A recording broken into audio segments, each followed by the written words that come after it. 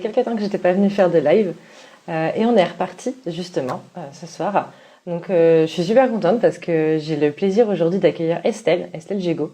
Donc Estelle, ça fait un peu plus d'1 an qu'on travaille ensemble. C'est quelqu'un que j'ai rencontré. Alors du coup, je l'ai découverte grâce notamment à une story de Swan Callen, dans laquelle du coup, j'ai vu qu'elle travaille avec Estelle. Ça m'a posé des questions. J'étais en train de réfléchir à déléguer. Et à ce moment-là, du coup, j'ai contacté Estelle, on a discuté et on s'est dit pourquoi pas faire un essai ensemble. Elle a commencé à travailler avec moi sur la partie optimisation des articles de mon blog et par la suite, on a continué à travailler. Aujourd'hui, elle travaille avec moi depuis donc un peu plus d'1 an et je suis vraiment contente d'être accompagnée par elle parce que c'est vraiment quelqu'un de super. Et une des caractéristiques, on va dire, de Estelle que je trouve assez intéressante et qui, dans le monde de l'entrepreneuriat, change, c'est que Estelle, aujourd'hui, donc, elle est française, elle est même plutôt côté Bretagne, etc., au niveau de ses origines. Et aujourd'hui, elle est entrepreneuse, mais à Amsterdam. Donc, on va pouvoir en parler ensemble, justement. Donc, je vais la faire rejoindre la visio. Et puis, du coup, on va pouvoir échanger autour de ce sujet. Donc, si vous avez des questions, n'hésitez surtout pas à venir les poser. Il n'y a aucun souci. Le but, c'est justement d'y répondre. Et puis, on va aller là-dessus. Donc, je vais ajouter donc Estelle. Ça devrait fonctionner. Si les vieux d'Instagram sont avec nous encore une fois ce soir. Et ça marche du premier coup. Ah, par contre, tu vois ma plante. Oui. Attends. Je crois qu'il faut que tu switches la caméra. Très joli plan. Bon, maintenant, tout le monde sait que je positionne mon smartphone sur ma plante, la Sur une pauvre. orchidée, non? Si je dis pas de bêtises. C'est ça. Ah.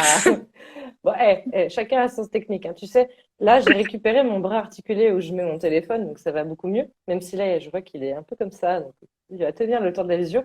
Mais avant, les derniers lives que j'ai faits depuis qu'on a déménagé, j'avais 2 caisses de carton posées l'une sur l'autre, plus mon étui à lunettes incliné dans lequel je mettais mon téléphone et je priais pour pas que ça bouge. C'est tout, parce que c'était hyper en équilibre. Je crois qu'on a les mêmes techniques. Moi, mon téléphone est posé sur un bouquin de cuisine simplissime pour ceux qui connaissent et sur mon planeur de la semaine. Bref, j'ai fait un montage un peu artisanal, mais ça fonctionne. J'ai l'impression. Tant Donc que ça te tient et que voilà, on voit pas les coulisses, tout va bien. c'est ça. Parfait. Bon, comment tu vas? Bah écoute, ça va. Depuis ce matin, Oui, on a eu un meeting toutes les deux, donc ça va super. mieux. J'ai même pu remettre mes Ah, lentilles, bon, donc je suis contente parce ouais, que c'est vrai que je suis un peu malade, mais je reprends du poil de la bête progressivement, donc ça c'est plutôt chouette. parfait. Bon, ben super. Écoute, justement, je te propose de te présenter, parce que je pense que tout le monde ne te connaît pas, hein. J'ai déjà parlé un petit peu de toi, j'ai expliqué un petit peu le contexte, mais pour que tu puisses vraiment complètement te présenter, alors sans aller trop loin, parce que tu sais de quel sujet on va Ouais. parler, mais vraiment présenter ton activité aujourd'hui et ton Alors parcours. moi en fait je suis bras droit du digital aujourd'hui en freelance et en fait ça fait bientôt 2 ans que j'ai commencé. Donc bras droit du digital c'est assistante virtuelle plus plus. Ça veut dire que j'aide les entrepreneurs, principalement les entrepreneurs qui ont un univers positif, authentique ou qui contribuent au bonheur des autres. À se dégager du temps, avoir des process d'organisation un peu plus fluides, à se recentrer sur le cœur de leur activité et notamment sur leurs décisions stratégiques liées au décollage, au développement de leur business.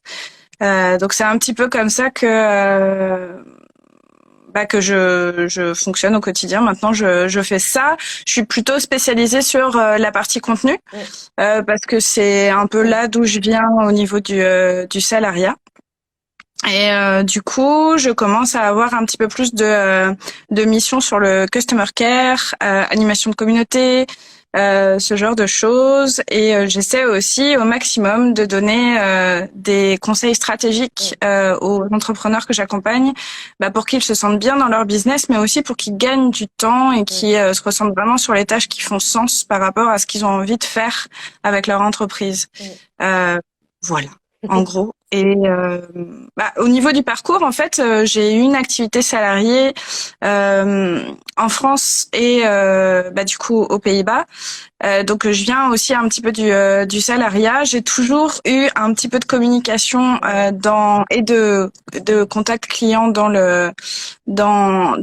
les métiers que j'ai fait. Mais en fait, à l'origine, je viens du domaine du voyage et du tourisme. Donc j'ai travaillé dans une communauté de communes, vraiment dans le service tourisme et communication. Et puis, avant de me lancer en tant que freelance ici, je travaillais pour une agence de voyage en ligne et j'ai fait beaucoup de rédaction web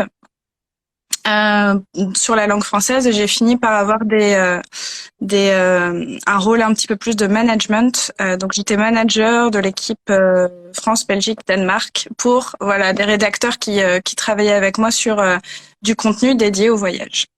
Ouais, donc enfin, il y a un fil conducteur, mine de rien, hein, quand on y réfléchit, entre justement Oui. donc l'émission que tu fais, le voyage, ce genre de choses-là, etc. Du coup, si on revient un petit peu en arrière, qu'est-ce qui a fait que tu es parti à l'étranger? Sans parler d'entrepreneuriat juste, mais quel a été le fait que le déclic? Parce que là, maintenant, ça fait combien de temps que tu habites à l'étranger? Et tu sais quoi, j'ai réalisé que demain, ça va faire 10 ans tout juste Demain? Ah, que je suis à eh Amsterdam. ben, écoute, joyeux Ouais. anniversaire en avance de vie aux Pays-Bas. Donc on a choisi Ah, c'est parfait. le live à une date clé. Ah, c'est génial de se rendre compte de ça. Ah, c'est trop bien. Et ben Ouais, donc ouais, du coup, j'étais en ouais, train. explique-nous un petit peu comment t'es arrivé là. En fait, c'est assez classique comme réponse si tu parles à beaucoup d'expatriés, en fait, elles te répondront un petit peu la même chose. Je suis venue à Amsterdam par amour, principalement. Pas seulement, je dis ça parce que c'est très important. En fait, mon mari, qui à l'époque était mon copain, il y a 10 ans, a eu une opportunité en fait à Amsterdam. Il y a un de ses fournisseurs avec qui il travaillait très régulièrement. Il travaillait dans le Maine-et-Loire. Mm. Du coup, en fait, lui a dit, on aimerait bien avoir quelqu'un d'autre dans l'équipe et on aime bien ton profil. Est-ce que ça t'intéresse? Et du coup, il a eu quelques entretiens. Ça s'est plutôt bien passé. Je suis même venue avec lui pendant Ouais. ces entretiens ici. J'ai bien aimé la ville, mais en fait, je pense que dans ma tête, j'étais pas tout à fait Ouais. prête à sauter le pas. Du coup, j'ai pris une décision très réfléchie, peut-être un peu trop à l'époque. Je lui ai dit de partir un petit peu en éclaireur. Parce que lui, il était Euh, déjà, lui, c'était bon, il était parti, il était motivé, ouais. il avait pas de. Ok. Déjà, il était, je pense qu'il était arrivé à un point où il avait envie d'évoluer Mm. professionnellement, et puis le fait de combiner ça avec une expatriation, je pense que ça, pour le coup, ça l'excitait beaucoup. Mhm. Euh, Moi, c'est pas que j'étais complètement désintéressée par le projet. On en a beaucoup parlé à Ouais, l'époque, j'imagine, c'est mais en un fait, sujet, enfin, c'est énorme dans un couple, ce type de décision. ouais. Donc, surtout Et si toi, à puis l'époque, t'étais salarié, c'est ça? Donc, t'avais je enfin, travaille, ouais, je travaillais dans une collectivité locale, donc à côté de d'Angers. Et du coup, en fait, ça faisait 1 an que je travaillais dans cette collectivité-là. Je sentais que j'avais pas tout à fait terminé mon aventure mm. professionnelle avec eux.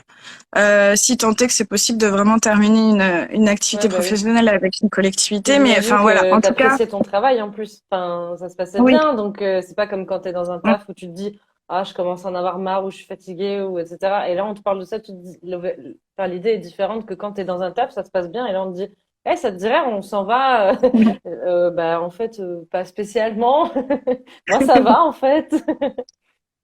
En fait, je crois que j'étais encore dans l'excitation de la première année de contrat et il y avait plein de projets que j'avais Mm. commencé à lancer avec les élus qui travaillaient dans les comités là-bas et en fait, je me serais peut-être pas vue tout lâcher sans avoir vu Ouais. la fin des projets que j'étais en train de lancer avec eux voir le jour.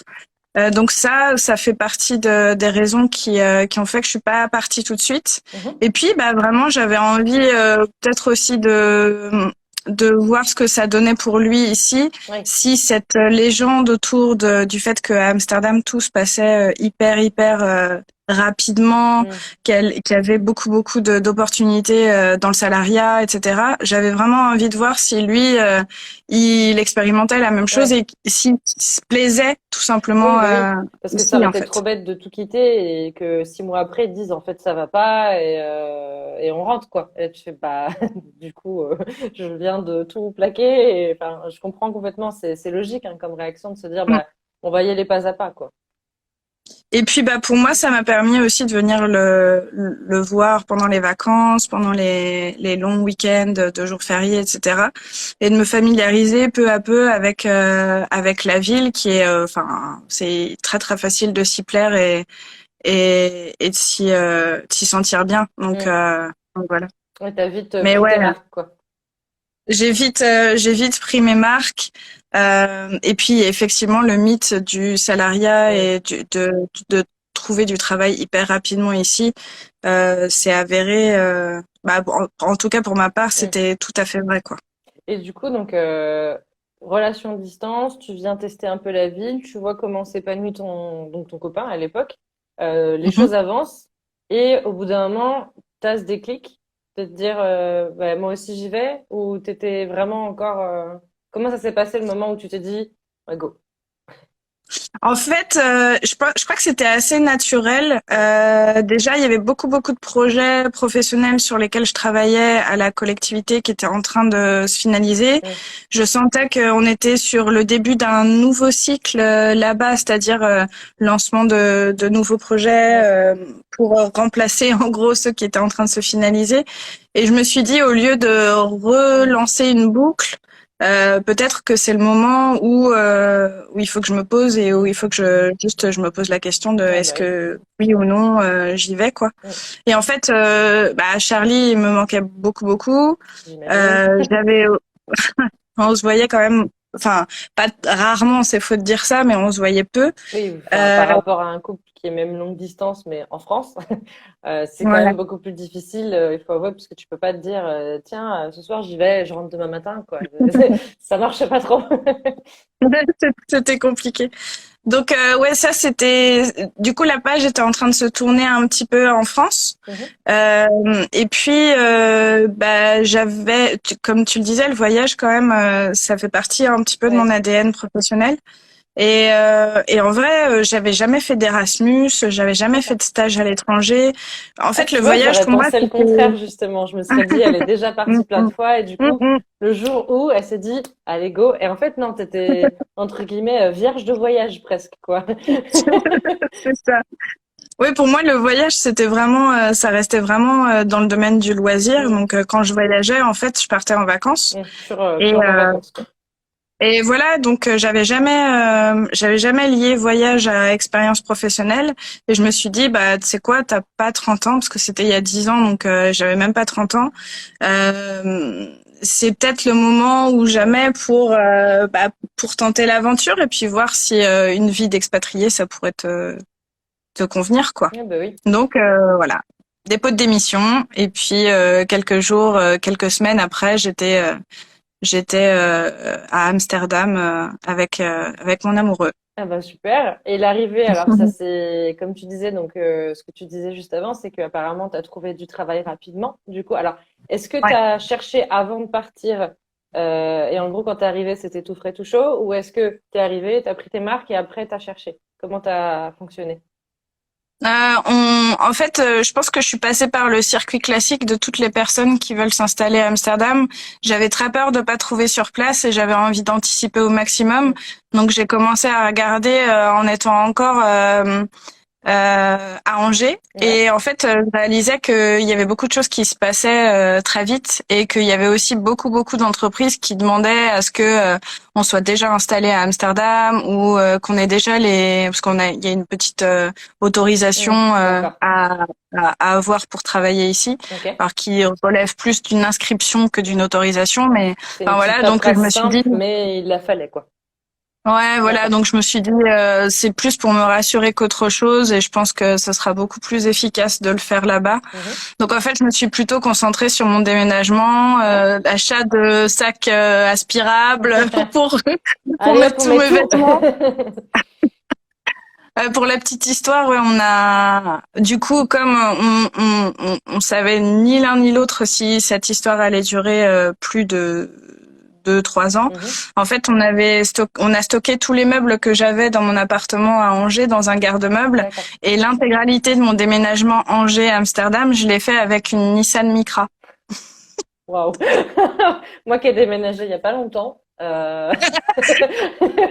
je crois qu'il y a que mon PC, parce que mon PC, ma tour, tout ça, et les sous-vêtements qui tiennent dans une Nissan Micra. C'est bon. Le siège là, il tient pas. Non D'où la mais nécessité d'acheter des sacs aspirables. c'est ça. Mais c'est hyper intéressant parce que du coup, vous étiez aussi conscient, enfin en tout cas, vous aviez cette mini truc en tête en vous disant, c'est possible que ça matche pas ou que en tout cas là, ça a l'air d'aller, mais on n'est pas sûr. Et donc, au cas où, on laisse tout sur place et on laisse tout en France et on verra sur place, on se débrouille et après, bah, soit on rapatriera, soit on revendra et on part, voilà. Oui, il y avait un peu de ça, puis il y avait un peu le fait que bah du coup les apparts à Amsterdam sont bien plus petits que Ouais. ceux qu'on peut avoir à Angers. Donc en fait, on a commencé tous les deux dans un studio de 35 mètres carrés et clairement c'était inenvisageable Mm. d'amener nos meubles avec nous de toute manière. Donc en fait, il y avait un petit peu le cosmos qui nous orientait Mm. vers cette décision-là et on a préféré garder certains meubles pendant, je crois que ça a duré 1 ou 2 ans Ah oui, quand en même. tout. Ouais, ouais, ouais. C'était un peu c'était un peu une erreur, mais c'était une erreur raisonnable, on va dire. Oui. C'est-à-dire, on veut avoir Oui, vous auriez pu les de quoi débloquer plus rentrer, quoi. tôt, mais Hmm. c'était un peu le côté, oh, bon, quitte Ouais, à ce qu'ils soient faut le faire, là-bas. quoi. Et du coup, aujourd'hui, ces meubles, vous les avez récupérés ou vous les avez revendus? Alors certains, on les a récupérés. D'autres, on les a revendus. Enfin, ça, c'était une sacrée histoire aussi. Ceux qu'on voulait garder, en fait, parce en fait, on a attendu d'acheter un appartement Oui, ici qui était vide d'accord. pour pouvoir rapatrier nos meubles. Et en fait, il y a eu 2 ans où on était en location de meublé. Mm. Donc, clairement, on n'avait pas Ah la bah oui. nécessité de ramener nos meubles ici. Et bah du coup, le moment où on a acheté l'appartement, c'est là où on s'est dit bon, va falloir faire du tri un petit Ouais, peu bah dans oui. ce garde-meuble. Et il y a des choses qu'on a gardées, des choses qu'on a revendues Ouais, directement en France ok. avec le Bon Coin, quoi. Oui. Et du coup, donc, arrivé à Amsterdam, tu trouves un travail assez rapidement de ce que tu as dit. Et Mm. 2 ans plus tard, toujours salarié et achat d'appartement. Oui, Donc, enfin, les choses vont vite, comme tu disais, enfin, mine de rien. ouais. Ouais, je réalise pas trop, mais oui, je crois que ça a été plutôt évident que ça se passait hyper bien ici. Je pense que j'ai été aussi très rassurée par le fait de trouver systématiquement Mm. du travail, enfin systématiquement. En fait, j'ai trouvé un premier travail qui était un peu un travail d'installation Ouais. ici ou qui nécessitait pas véritablement beaucoup de comment dire de connaissances très universitaires, etc., mais qui me Mm. permettait vraiment de m'installer un peu tranquillement ici. Et puis bah après, je suis retournée dans mon secteur d'activité et Ouais. j'ai trouvé aussi hyper facilement. Donc en fait, j'ai été rassurée par le dynamisme économique de la ville. Je me suis toujours dit qu'il y avait moyen de rebondir Mm. sur un travail salarié et du coup, ça m'a vraiment convaincue par rapport à l'expérience que j'avais eue en France Oui. où j'ai vraiment galéré à trouver du travail Mm, la mm, première fois, surtout quand je suis sortie mm. Ouais. de l'école, quoi. Ouais, bah oui, le coup de, vous n'avez pas d'expérience, mais en même temps, si vous m'en offrez Mhm. jamais, j'en aurai pas. Ça, C'est ça. voilà. Et donc, du coup, tu as trouvé donc un premier travail, un deuxième, CDI, CDD, intérim. Comment est-ce que tu as fonctionné? Le premier job, c'était 2 CDD. Le deuxième job, j'ai dû enchaîner 2 ou 3 CDD avant de valider un CDI, D'accord. sachant que le mythe du CDI est très, comment dire, très atténué ici, c'est-à-dire que avoir un CDD n'empêche pas d'être D'accord, oui. propriétaire, par exemple. Oui, c'est Donc, beaucoup en plus fait, flexible qu'en ouais. France sur cette partie-là. Donc j'ai fini par avoir un CDI dans l'agence de voyage en ligne dans laquelle je travaillais. C'était pas véritablement une quête pour moi, mais enfin toujours très confortable d'en avoir un. C'est sûr. Et puis ce CDI a duré quelques années, je crois, pas loin de 4-5 ans. Ouais, bah oui. Mais en fait, il a eu une fin au final, donc Et voilà. du coup, comment ça s'est passé enfin, parce que j'imagine que c'est après que tu t'es mis à ton compte, c'est après ce Oui. CDI-là. Donc, qu'est-ce qui s'est passé justement? Quelle a été cette fin? Et qu'est-ce qui a fait que derrière tu as pivoté? C'est une fin en plusieurs étapes. En fait, je travaillais pour une agence de voyage en ligne qui a été, qui a fait faillite. Donc, à ce moment-là, j'étais manager de 3 équipes. Ok, Et en fait, elle a été rachetée par une autre agence de voyage en ligne qui, pour le coup, était plutôt en développement, en expansion. d'accord. Et entre ces deux agences de voyage, en fait, je me questionnais déjà sur la nouvelle étape. Oui, tu étais Et déjà en un peu fait, sur ouais, qu'est-ce qui va se passer? questionnement professionnel, on va dire. Ouais, Et là, en fait, l'agence de voyage qui a racheté, il y a la manager qui était en charge de ce rachat un peu. ouais. Je résume, hein, Oui, qui a fini par regarder un petit peu les profils des personnes qui pourraient être intéressées pour justement l'intégration de l'ancienne équipe à ouais. la nouvelle agence. Et du coup, j'ai fait partie un petit peu de sa sélection, dans le sens où elle avait besoin de quelqu'un qui crée des équipes de rédacteurs, D'accord. qui aussi facilite l'intégration des anciens process aux nouveaux process, Ouais. ou en tout cas réussissent à combiner les deux. Qui gère des recrutements, qui Quelqu'un de très installe un petit polyvalent peu en les fait, équipes. mine de Ouais, rien. ouais, ouais.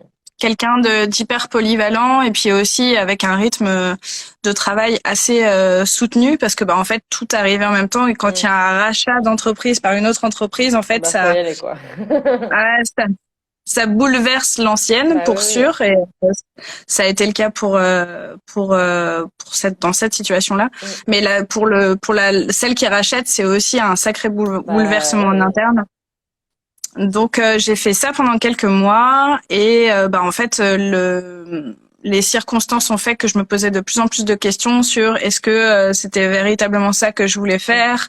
Il y avait beaucoup de process qui étaient en train de s'intégrer et puis en fait je finissais par faire du fignolage de process, des légères petites adaptations et du coup je commençais à me questionner beaucoup sur l'intérêt de rester travailler avec eux. Tu commençais à t'ennuyer un peu, non? Ouais, je commençais à m'ennuyer. Et puis, je sais pas, j'avais l'impression que je devais faire un petit peu autre chose, j'avais une envie de changement un peu plus profonde que juste changer d'entreprise et occuper le même job. Donc ça, je savais qu'il y avait probablement une réflexion en reconversion professionnelle qui allait suivre, qui allait suivre ces premiers questionnements que Oui, tu sentais que que déjà j'avais à ce moment-là. il y avait quelque chose qui collait plus, quoi. Ouais, c'est ça. Et donc, du coup, Donc, comment ça s'est terminé? j'ai essayé de négocier une rupture conventionnelle.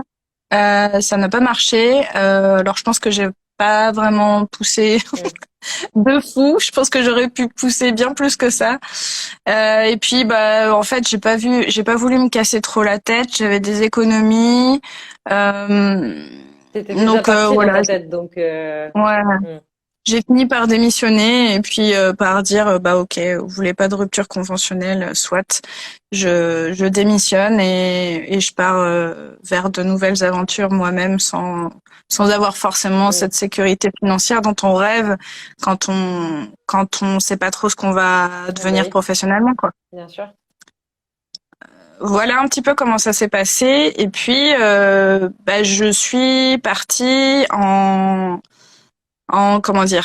acceptant le fait que j'allais aussi prendre du temps pour souffler un peu parce qu'il y avait eu quand même pas mal de choses. C'était en 2019, donc ça faisait en gros 7 ans que je travaillais non-stop avec juste ces fameuses vacances par-ci par-là, mais où j'avais un rythme de travail assez soutenu et en fait où j'avais même pas l'impression d'avoir le temps de réfléchir dans tout ça. parce que les vacances, en fait, on avait envie juste d'en profiter Oui, pour c'est ça. couper et puis Tu profiter, faisais quoi. juste de la déconnexion pure et il y a eu ce moment où le travail était fini. Donc là, tu étais en mode, là, je peux me poser, je peux réfléchir à ce que Mm, j'ai vraiment envie de faire. Je peux me mm. demander à moi-même, me retrouver face à moi-même, dire, OK, tu veux faire quoi? OK, on va vers quoi? Qu'est-ce qu'on fait? Mm. Ouais, c'était ça. C'était exactement ça. Pendant quelques mois, je me suis dit, c'est pas grave.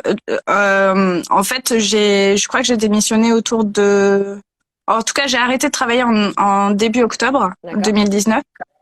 Et je me suis dit, au moins jusqu'à la fin de l'année, On je ne passe fais rien. retraite, voilà, on se détend, ouais, ouais. Je ne fais rien, c'est-à-dire que bah voilà, je me laisse des grasses maths si j'ai envie de faire des grasses maths. Je suis partie en voyage solo, Hmm. enfin en voyage. Je dis ça, mais je suis partie 4-5 jours à Nice Ouais, bah, c'est pour du voyage, hein. D'Amsterdam, c'est du voyage. c'est ça.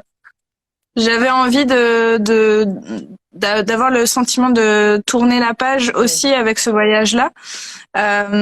Et en fait, j'ai pris des billets. Je me souviens, j'étais encore au boulot et je me suis dit, ok, l'une des premières choses que je vais faire, c'est juste voyager un peu solo, me sentir à l'air, tu vois, Hmm. un peu tranquille et dans des espaces que je connais pas, Ouais. qui sont beaux. Et enfin voilà. Et pour le coup, le sud de la France, Nice, c'est quand même super chouette pour Hmm, ça. hmm, Et ça m'a fait beaucoup de bien. Quelques mois juste hmm. Ouais. sans trop d'engagement. J'en ai profité un petit peu pour voir ma famille, Hmm. pour passer des bonnes fêtes de fin d'année. Et puis bah, début 2020, j'avais un voyage au Costa Rica qui était prévu avec des amis à moi qui étaient là-bas en année sabbatique, Hmm. enfin en demi-année Hmm. sabbatique. Et du coup, bah ça aussi, ça a été l'occasion de souffler avant Ouais. que le monde, Avant que le monde avant que le explose. monde. Ah, c'était compliqué, hein. 2020 restera une Ouais, année spécifique. ouais, c'est clair. Mais du coup, au retour du Costa Rica, il y a eu cette histoire de pandémie parce qu'on est revenu le 1er mars et en Ah gros oui, le donc 13 mars, je crois que ouais, c'était c'était la mouise. ouais.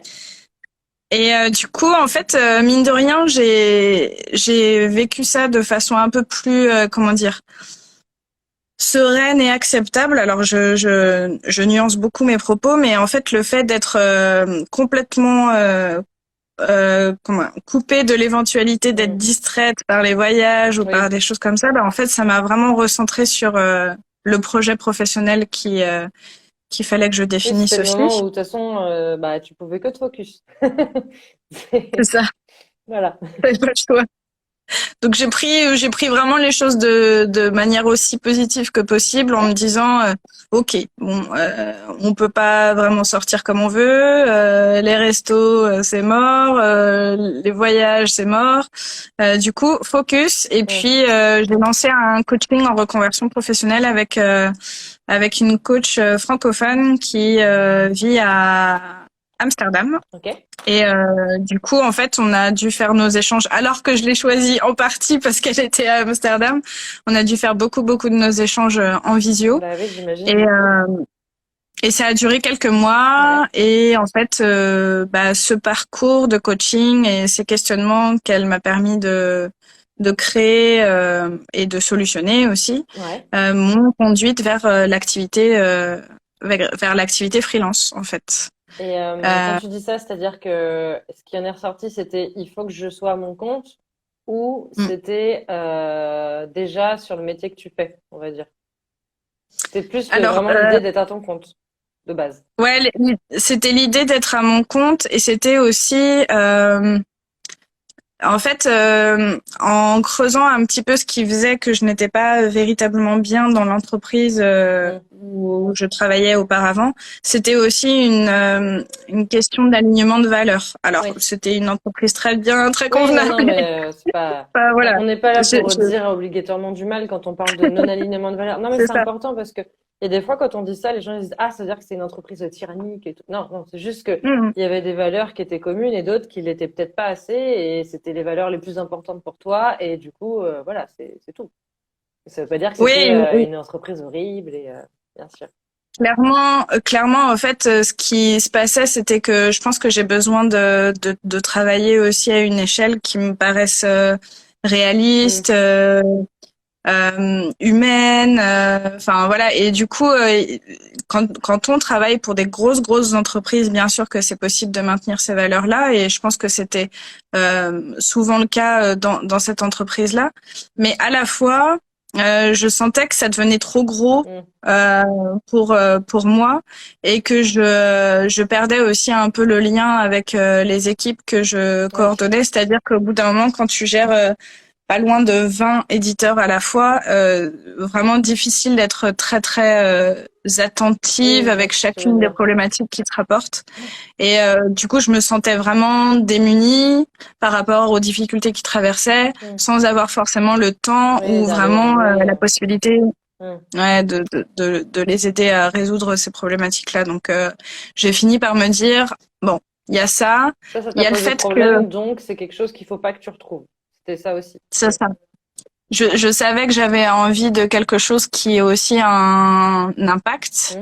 Mm. Euh, et en fait, j'ai fait quelques tests de Ouais. personnalité, des questionnements aussi avec ce coaching qui m'ont vraiment aidé à faire le point sur ma personnalité. Et en fait, l'une des qualités enfin en tout cas d'une caractéristique qui ressort le plus dans mon profil, c'est l'optimisme. Je crois Mhm. qu'il est vraiment très haut par rapport au reste des caractéristiques. Je sais même plus véritablement lesquelles. C'est pour te dire à Il y a quel point l'optimiste et c'est tout. c'est ça va passer au-dessus. Mais du coup, je me suis dit, il y a quelque chose à faire avec ça parce que c'est quelque chose qu'on me dit souvent, que je vois le bon côté des choses, que je Oui. suis très déterminée, que je suis résiliente, etc. Et du coup, je me suis dit, il faut que j'en fasse quelque chose d'autre que pour moi ou que pour les équipes que je gérais, mais plutôt pour un impact peut-être un peu plus grand que juste moi ou une Oui. entreprise dans laquelle je travaille. Et là, je me suis dit, il y a peut-être quelque chose à faire au niveau freelance pour être sûr que justement cette valeur, elle se retranscrive vraiment de la manière dont je l'avais en tête. Oui. Donc, c'était vraiment un souhait d'alignement total avec mes valeurs personnelles, en Non, fait, je mais c'est pense. hyper important, C'est, je pense. Ouais. C'est un c'est socle la raison solide. principale. Mm. Ouais. Je crois que c'est la raison principale. Et puis, il y a l'autre valeur qui maintenant m'anime. Euh, encore davantage. Je sais pas si c'est possible, mais c'est ce besoin de liberté. Et je pense que quand on crée son entreprise, c'est une valeur qui revient souvent dans les raisons qui mènent vers l'entrepreneuriat et le freelancing. Mm. C'est ce besoin d'être libre, de pouvoir gérer un peu son temps comme on le souhaite. Et ça, en fait, ça a été aussi très évident pour Oui. moi que ça allait faire partie du package en fait quand j'allais me lancer en freelancing. Et du Donc coup, ouais, ouais. c'est comme ça que c'est venu. Et du coup, donc ça y est, tu vas devenir freelance. Tu veux justement accompagner, pouvoir avoir de l'impact, etc. Comment ça s'est passé de te dire, bon, maintenant, il faut que je fasse les démarches administratives dans un pays qui, entre guillemets, enfin, c'est pas la France, donc je dis pas que c'est mieux ou moins bien administrativement parlant, je ne sais pas, mais c'est différent. Donc il y a peut-être Mm. des choses différentes, etc. Comment ça s'est passé les démarches? Et du coup, aujourd'hui, est-ce que ça a un impact sur comment tu travailles avec tes clients? Oui, ça a un petit impact qui est pas aussi important que je le voyais au début. Mhm. Donc en fait, comment ça s'est passé concrètement quand j'ai pris la décision de devenir freelance? Déjà, j'avais vraiment une chance énorme, c'est d'avoir une coach francophone qui était basée à Amsterdam, donc qui était freelance et qui était déjà passée par ces démarches-là. Donc en Ouais. fait, pour elle, c'était très naturel de donner les premières étapes Ah, c'est une super à aide, ça. réaliser. Ah oui. Et en plus de ça, elle est à la tête à la tête. Elle aimera pas que je dise ça. Donc, elle coordonne Mm. un réseau de freelance francophones D'accord. à Amsterdam, Ok. grâce à un groupe Facebook notamment. D'accord. Et en fait, très vite, elle m'a dit, moi, je te donne mes premières ressources, mais après, si tu as besoin de l'aide du réseau, il y a ce groupe Facebook que tu pourras solliciter en posant ta question. Et puis, du coup, en fait, c'était très pratique. Ouais, bah oui. Et je me suis sentie vraiment, Entourée, aidée, ouais, ouais, épaulée, ouais. tu m'étonnes. C'est génial parce Et du que coup, c'est vraiment une chance, enfin, clairement. Je pense que tout le monde qui entreprend à l'étranger n'a pas toujours cette chance-là et ça, c'est super. ouais, puis là, il y a un vrai lien entre les expatriés Mm. dans n'importe quel pays Oui, je pense, oui. du monde, je pense. Mais alors, quand on parle encore plus, quand on ajoute à ça l'entrepreneuriat, Mm. bah du coup, Il y a un truc très, très fort. ouais, il y a un truc qui se passe et du coup, ça plus le fait d'être entouré de freelance francophones à Amsterdam, tout ça m'a aidé Mm. à comprendre les démarches qu'il fallait que je fasse. Donc concrètement, ça veut dire prendre rendez-vous sur Internet à la KVK, donc c'est l'équivalent de la Chambre de commerce et D'accord. d'industrie ici à Amsterdam. Donc c'est pas simplement pour les expatriés, c'est pour toutes les personnes qui souhaitent ouvrir leur entreprise aux Pays-Bas. Ok. Donc ça c'est la première chose et ensuite bah tu sélectionnes la date de ton rendez-vous, tu te rends au rendez-vous et puis bah c'est assez simple, tu viens avec une espèce de liasse de de justificatifs, de trucs On faisait comme en pour France, quoi. ouais, L'administratif. honnêtement, je crois que c'est un tout petit peu plus simple qu'en France. Et encore, je pense que maintenant, les démarches sont assez allégées quand on veut créer son auto-entreprise Ok. en France. Donc, c'est assez équivalent. C'est juste que la plupart des documents sont en néerlandais et que ça fait, attends, Oui. Google Translate. Ah, tu m'étonnes. C'est vrai que ça, Donc, au c'est un départ, truc qui peut rebuter, en fait. Je pense que ça dépend du pays dans lequel on est, bien sûr. Mais dès qu'on va être dans un pays vraiment où la langue, elle est, entre guillemets, beaucoup plus difficile, ou, enfin, je sais pas qu'il y a des langues plus difficiles que d'autres, mais par exemple, je prends, bon, c'est pas ton cas, mais je prends un exemple d'un pays où vraiment, par exemple, l'alphabet n'est pas l'alphabet qu'on connaît. Mais par exemple, je pense aux hum, alphabets cyrilliques ou choses comme ça. Où là, hum, quand on a un document qui est écrit entièrement dans une langue qu'on n'a pas l'habitude de lire déjà, on va dire nativement, je pense qu'en effet, ça peut faire peur de se dire, un, hum. il va falloir que je fasse toutes les démarches et je suis pas sûre de tout comprendre. Deux, si je me plante, est-ce que je serai conscient que je me suis plantée? Est-ce que ça va jouer sur la suite? Qu'est-ce qui va se passer? Donc, ouais, je pense que Hum. ça peut être un petit stress quand même de se dire, et le fait que tu aies été entouré là-dessus, c'est sûr que ça peut aider de te dire, c'est bon, c'est ok, c'est ça, pas de souci. Ouais, il y avait vraiment cette peur-là, mais à la fois, en fait, quand tu la rends un peu plus objective, tu te dis qu'on a quand même beaucoup de chance parce qu'on est équipé d'outils hyper puissants qui Oui. te permettent de lever ces freins-là. Donc clairement, je me suis dit, pose-toi, c'est pas parce que c'est un document administratif en néerlandais que tu as Tu peux besoin de. passer au-dessus. C'est bon. Ouais, non, clairement, je dégainais Google Translate au départ quasiment tout le temps et je le fais encore aujourd'hui quand je reçois des courriers qui concernent la comptabilité. Ça c'est certain que Hmm. je vais scanner et je vais essayer de comprendre Ah, bah de oui. quoi il retourne. Mais du coup, ça m'a aussi fait comprendre que, bah, voilà, enfin, en tout cas, c'est hyper simple. Oui. T'as ce rendez-vous, on te dit dans quel secteur d'activité. Je crois que c'est très très ressemblant à la Oui. France pour le coup. Dans quel secteur d'activité tu vas travailler? Tu choisis ta petite catégorie. Je crois que tu payes un petit fee, une petite inscription D'accord. à, à la chambre de commerce et puis Ok. ensuite ils te disent félicitations, tu es entrepreneur Allez, go. et, et voilà ce que tu dois faire maintenant et ils te donnent des documents sur tout ce que tu es censé faire au niveau fiscal. Et clairement, ça m'a aidé à comprendre que c'était quelque chose que je ne voulais pas faire. Tout ce qui est fiscalité, je veux bien Hmm. comprendre comment ça Oui. fonctionne, mais par contre, moi, aller sur les portails de l'administration fiscale pour rentrer les données comptables, je savais que c'était non, non, je ne veux Dès le pas faire départ, toi, ça. tu t'es dit, ça, non. Je veux bien comprendre, mais je veux pas faire. Oui, puis en plus, je prêchais un peu pour ma paroisse. Je me suis dit, je préfère moi me concentrer sur ce que je sais faire, Bah c'est-à-dire oui. bah, plutôt à l'époque rédiger, parce que je me suis vraiment lancée Hmm. en étant rédactrice web, plutôt que de faire la comptabilité. Bah, je préfère rédiger des contenus pour mes clients et Hmm. puis enfin voilà, Ouais, bah oui. les facturer pour ça, quoi. Du coup, Donc, tu t'es vite entouré, en fait. ouais, je me suis vite entourée et puis bah ça faisait partie des questions que j'ai posées dans le groupe Facebook.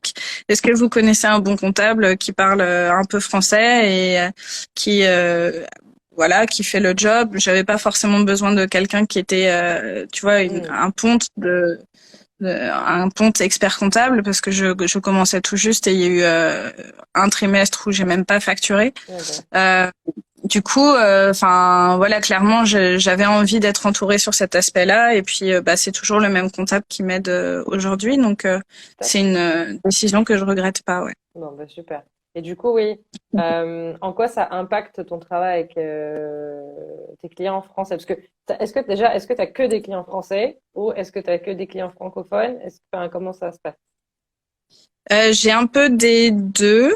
Alors j'ai des clients majoritairement si je dois les décrire, ils sont français ou Mhm. francophones. D'accord, Ils vivent soit à Amsterdam ou aux Pays-Bas, soit en France. d'accord, Et j'ai quelques clients que j'ai dû gérer avec une fiscalité même en dehors de l'Europe, mais c'était vraiment ouais, ça a été très très rare. mm, Du coup, il y a une différence entre les clients qui sont basés en France et les mhm. clients qui sont basés à Amsterdam. Amsterdam. Et j'ai quelques clients anglophones qui viennent me chercher pour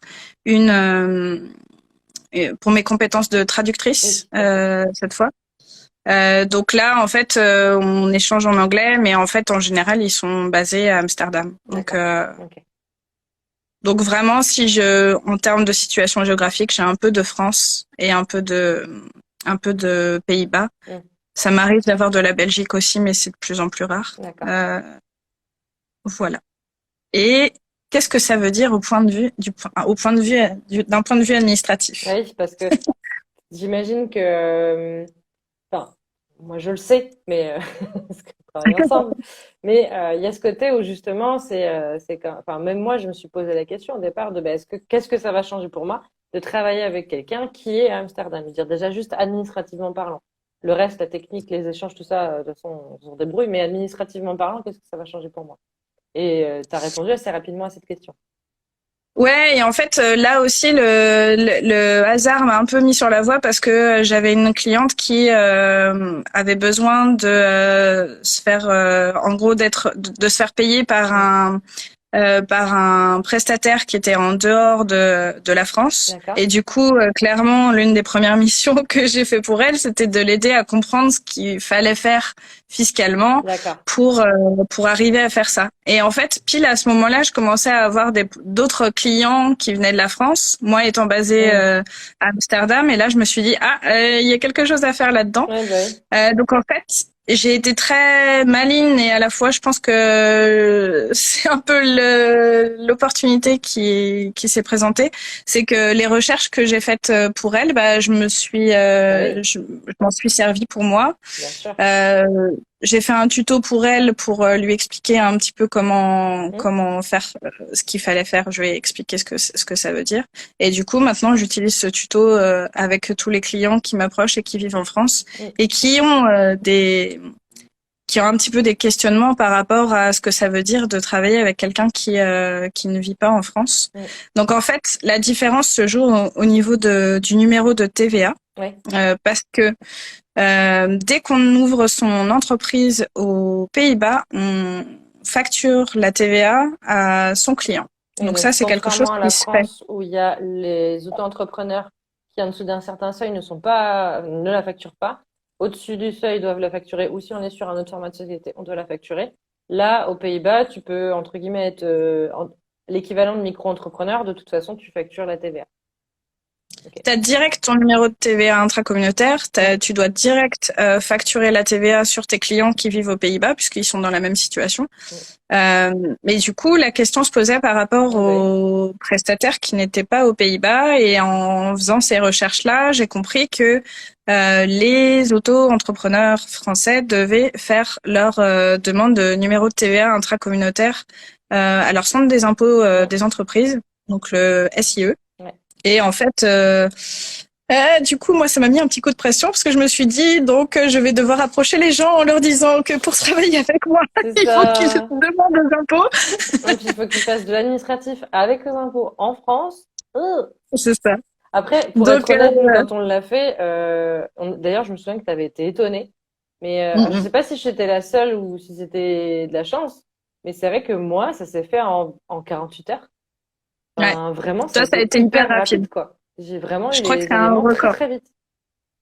Mais du coup, pour être honnête, ça dépend aussi vraiment des centres des impôts Ah parce oui, que j'ai des clients qui ont fini par me dire, écoute, c'est fort. facture-moi la TVA et tant pis, moi je m'arrangerai de mon côté pour voir comment je peux la récupérer.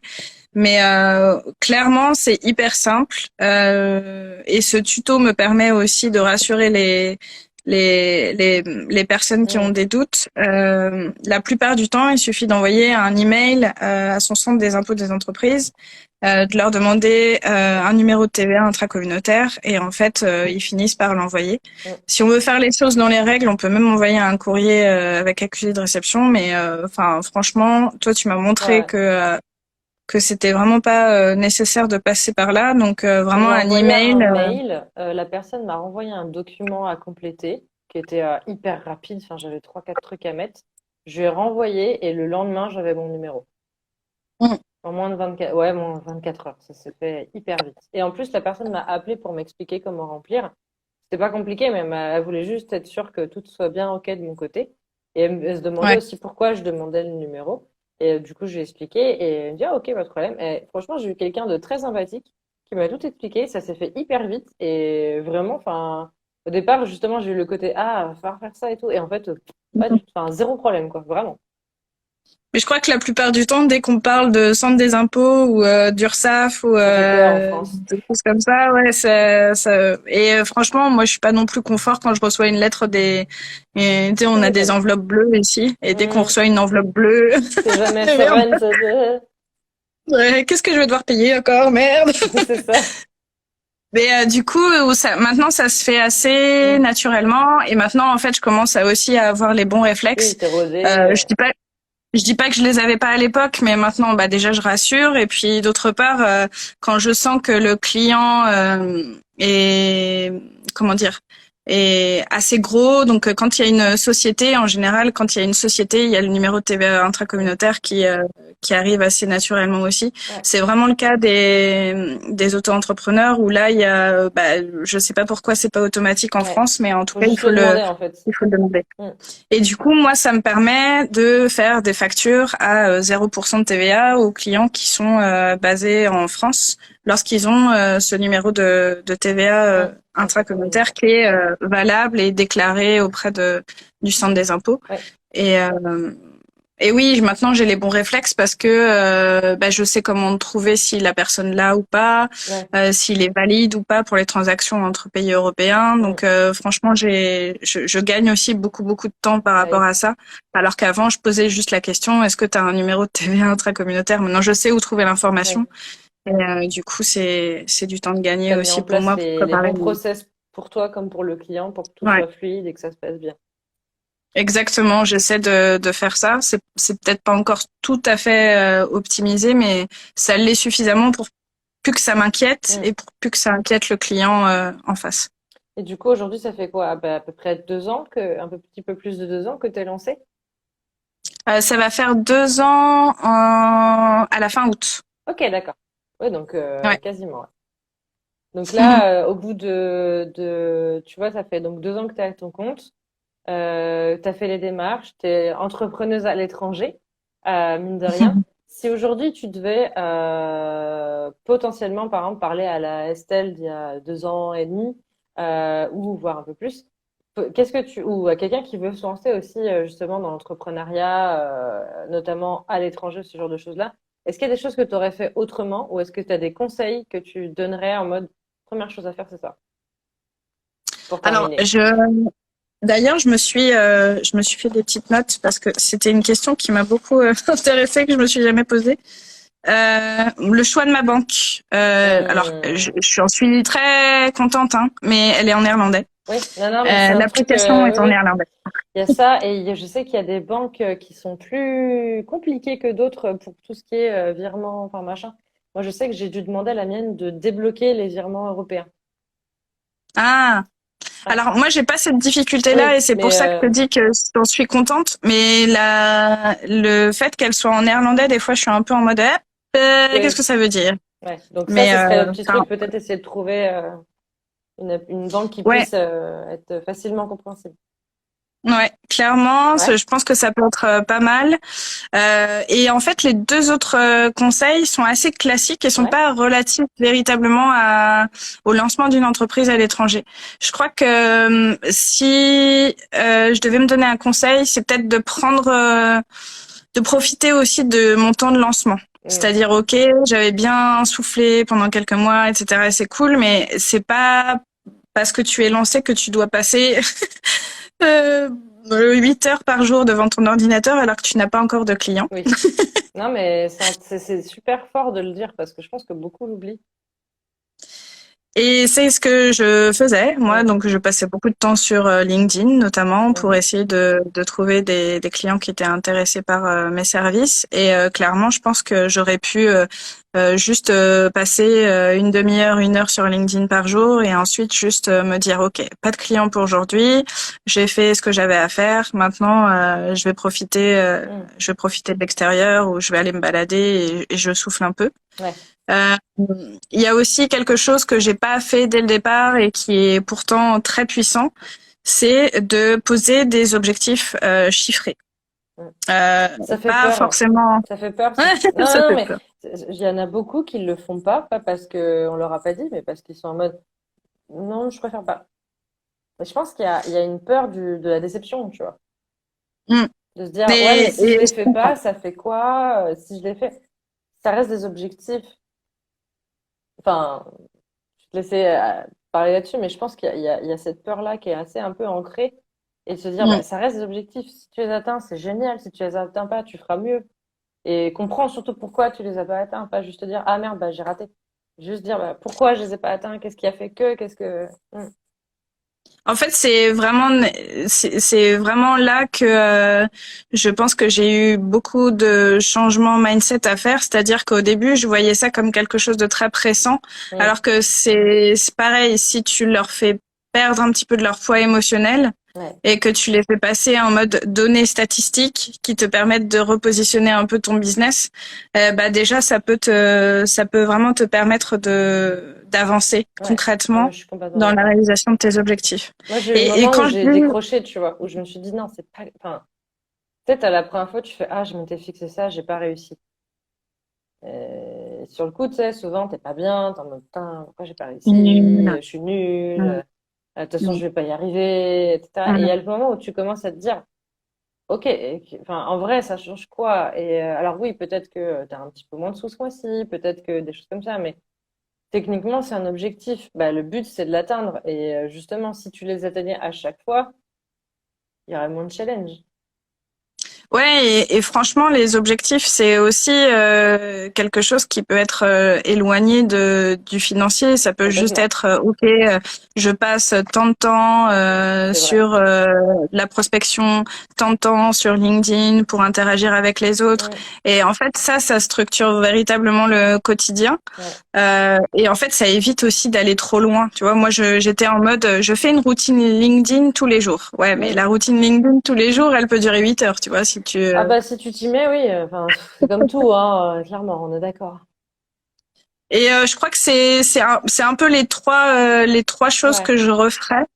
Les conseils, d'une manière générale, c'est enfin, de faire confiance aux outils qui existent aujourd'hui pour passer la barrière de la langue, Mm, de faire confiance au réseau des expats ou des personnes qui sont dans la même situation pour justement lever un petit peu les freins qu'on se met par rapport à l'administratif. Et puis véritablement prendre de bonnes décisions par rapport à ce qu'on a envie d'avoir comme vie ouais. au final, parce que c'est aussi ça qui compte, c'est quand on se lance en tant que freelance, on se lance aussi pour avoir une certaine façon de vivre. Oui. Et je crois que c'est qu'on soit à l'étranger ou même partout dans le monde, c'est hyper précieux de le garder en tête, ouais. Mm. Écoute, j'ai envie de finir sur ça parce que je trouve ça juste parfait.